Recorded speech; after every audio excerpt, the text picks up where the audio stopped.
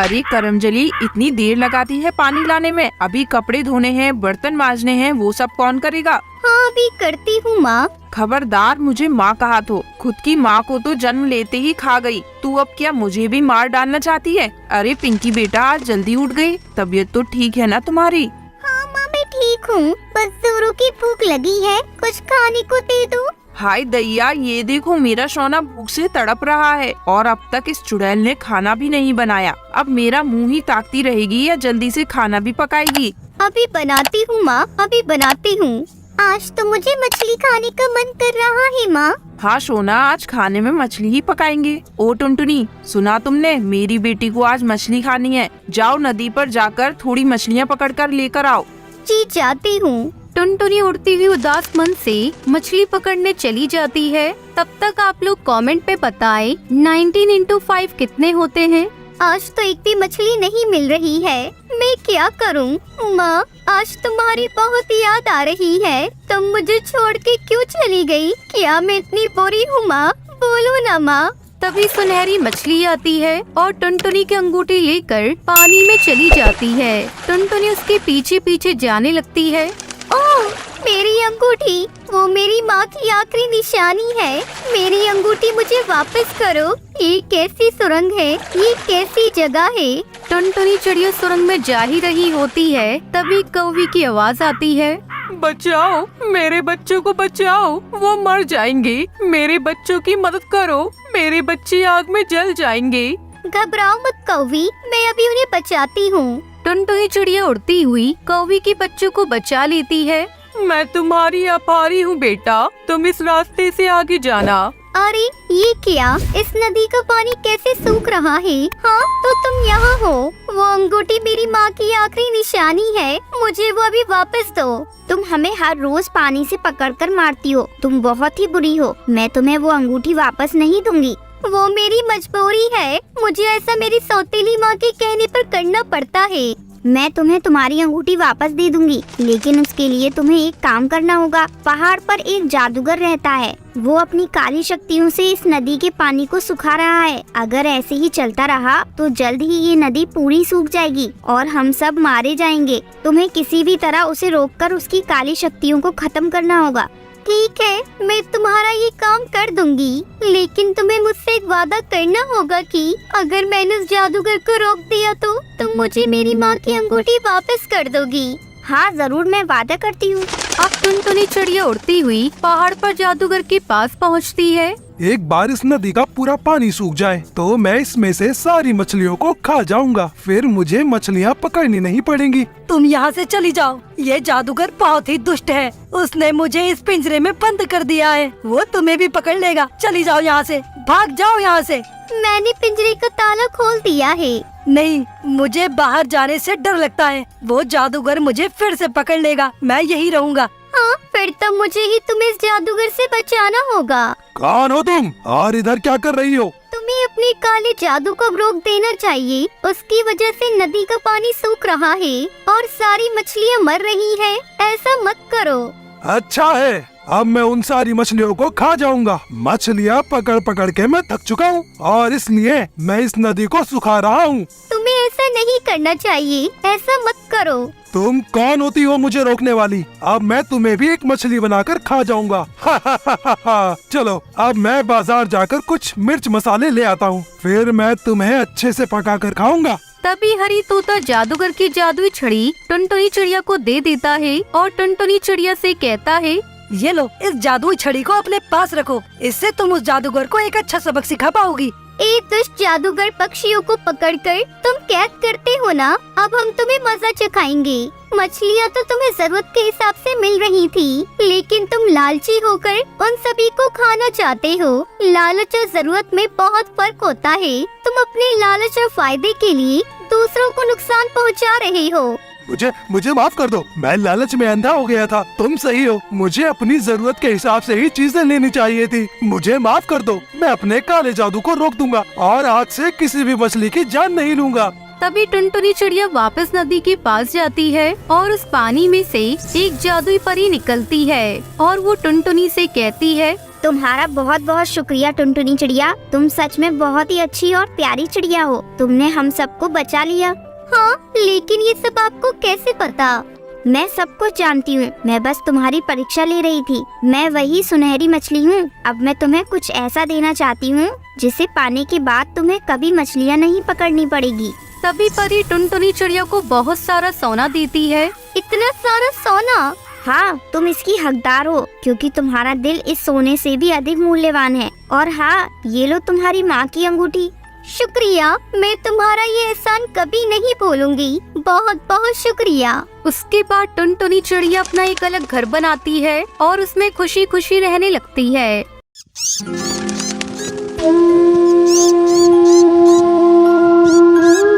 टुनटुनी की माँ उसे जन्म देते ही गुजर गई।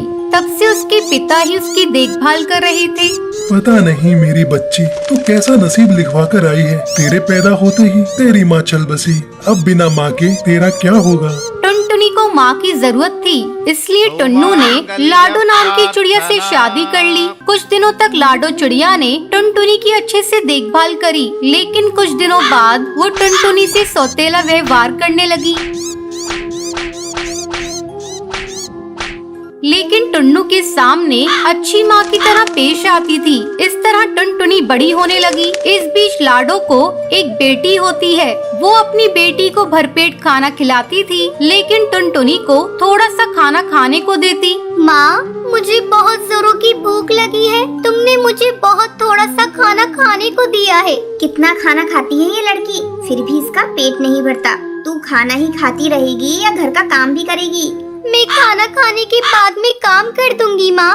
टुनटुनी काम करने के साथ साथ अच्छी तरह पढ़ाई भी करती और क्लास में हमेशा फर्स्ट भी आती थी। इसी तरह समय गुजरने लगता है। दोनों बेटियां बड़ी हो जाती हैं। तब एक दिन टुन्नू लाडो चिड़िया से कहता है, लाडो, टुनटुनी और भूरी बड़ी हो चुकी हैं। मैंने टुनटुनी के लिए एक पक्षी देखा है। वह एक इंजीनियर है। पैसे की भी कोई डिमांड नहीं। उस घर में जाकर टुनटुनी खुश रहेगी। हमने तो जैसे तैसे दिन गुजार लिए, लेकिन मैं चाहता हूँ कि हमारी बेटियाँ खुश रहें। कल पक्षी के घर वाले टुनटुनी को देखने आ रहे हैं। तुम टुनटुनी को अच्छी तरह से तैयार कर देना। ये सुनकर लाडो चिड़िया जल भुन जाती है। तुमने टुनटुनी के लिए इंजीनियर पक्षी देखा है? टुनटुनी तो बिल्कुल गंवार है। उस इंजीनियर पक्षी से एक भी दिन नहीं बनेगी। ऐसा करो, तुम उस इंजीनियर पक्षी से मेरी बेटी भूरी की शादी करा दो। ये तुम कैसी बात कर रही हो? बड़ी बेटी के होते हुए छोटी की शादी करा दूं? तो ठीक है, मत कराओ, लेकिन याद रखना, एक न एक दिन उस इंजीनियर पक्षी ने तुम्हारी बेटी टुनटुनी को अगर नहीं छोड़ दिया तो मेरा नाम भी लाडो नहीं, फिर वो मेरे कलेजे पर आकर बैठेगी। लाडो, तुम उसकी माँ हो। अगर उसको कुछ नहीं आता तो उसे सिखाना तुम्हारा फर्ज है। अगले दिन पक्षी के घर वाले टुनटुनी को देखने आते हैं। मैं इस इंजीनियर पक्षी से टुनटुनी की शादी नहीं होने दूंगी। मैं इससे अपनी बेटी भूरी की शादी कराऊंगी।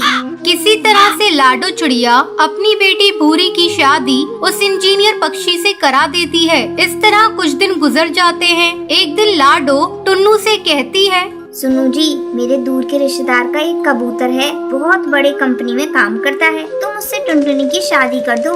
इस तरह टुनटुनी की शादी उस बंटी कबूतर से हो जाती है। शादी के कुछ दिनों बाद टुनटुनी को पता चलता है कि जिससे उसकी शादी हुई है वो पक्षी एक गरीब मजदूर है। बंटी, आप एक मजदूर हैं? मुझे तो बताया गया था आप एक बड़ी कंपनी में काम करते हैं। कोई बात नहीं, ये सब मेरे नसीब का खेल है। अगर मेरे नसीब में होगा तो आप एक बड़ी कंपनी में काम करेंगे। एक दिन बंटी को एक बड़े सेठ का खोया हुआ बैग मिलता है। वो उसे लौटाने उसके घर जाता है। तब सेठ कहता है, बेटा, तुम एक बहुत ईमानदार पक्षी हो। मुझे मेरी फैक्ट्री संभालने के लिए तुम्हारे ही जैसे ईमानदार पक्षी की तलाश है, क्योंकि मेरा कोई बेटा नहीं है। आज से तुम ही मेरी फैक्ट्री को संभालोगे। बंटी खुशी खुशी घर आकर टुनटुनी को सारी बात बताता है। ये सब नसीब का खेल है जी। माँ जी ने तो मुझे गरीब के पल्ले बांध दिया था, लेकिन भगवान ने तुम्हें एक अच्छी नौकरी दे दी। अब हम लोग खुशी खुशी अपना जीवन बिताएंगे। टुनटुनी खुशी खुशी अपने पति के साथ रहने लगती है। एक बरगद के पेड़ पर टोनी चिड़िया का बसेरा था। वो बहुत ही ज्यादा लालची चिड़िया थी। उसके पास में ही बबली कबूतरी का घोंसला था। एक दिन टोनी चिड़िया अपने घोंसले घोंसले में बहुत उदास बैठी थी। काश मेरे पास बहुत सारे पैसे होते तो आज मैं एक बड़े से घर में रहती। मेरे आगे पीछे नौकर चाकर घूमते, लेकिन हाय रे मेरी फूटी किस्मत, कहाँ है आराम मेरे पास। मैं तो गरीब हूँ, सारा दिन जंगल में पागलों की तरह खाना ढूंढना पड़ता है, जब जाकर 2 वक्त का खाना मिलता है। तभी बबली कबूतरी टूनी चिड़िया के पास आती है। क्या हुआ टूनी चिड़िया, तुम किन ख्यालों में खोई हुई हो? कुछ नहीं बबली कबूतरी, बस अपनी गरीबी पर रो रही हूँ। टूनी चिड़िया ये सब छोड़ो, मैं तुम्हें एक बहुत अच्छी खबर सुनाती हूँ। तुम्हें पता है जंगल के बाहर जिगरबाज का महल है, उसके यहाँ एक नौकरी है जिसके लिए चिड़िया की जरूरत है। अगर वो नौकरी मिल गई तो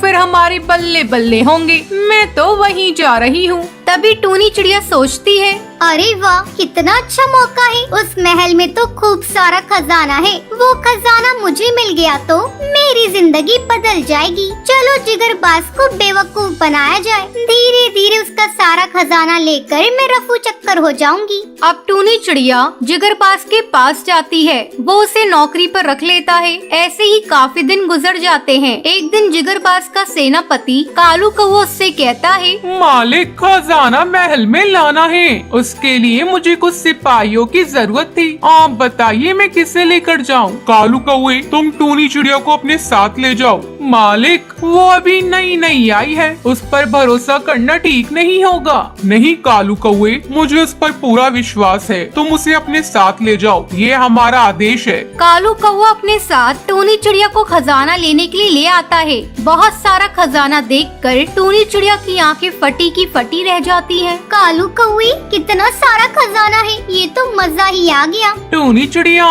इसे हिफाजत से जिगरबाज तक पहुंचाना है, वरना वो हमें छोड़ेंगे नहीं। अब टूनी चिड़िया और कालू कौवा खजाना लेकर महल जा रहे होते हैं। तभी कालू कौवे, मैं बहुत थक गई हूँ, थोड़ी देर हम आराम कर लेते हैं। टूनी चिड़िया और कालू कौवा पेड़ के नीचे आराम करते हैं। कालू कौवा वहीं सो जाता है। फिर टूनी चिड़िया बड़ी चालाकी से खजाना लेकर मिट्टी के नीचे छुपा देती है और वो जिगरबाज के पास जाती है। टूनी चिड़िया, हमारा खजाना कहाँ है? और कालू कौवा वो नहीं आया? मालिक, कालू कौवा धोखेबाज निकला, वो आपका सारा खजाना चोरी करके ले गया और उसने मुझे जान से मारने की कोशिश की, पर मैं कैसे तैसे अपनी जान बचाकर यहाँ पर आई हूँ। क्या बोल रही हो टूनी? सिपाहियों, उस कालू कौवे को ढूंढ कर लेकर आओ, हम उसे छोड़ेंगे नहीं, हमें धोखा देने की उसे सजा मिलकर रहेगी।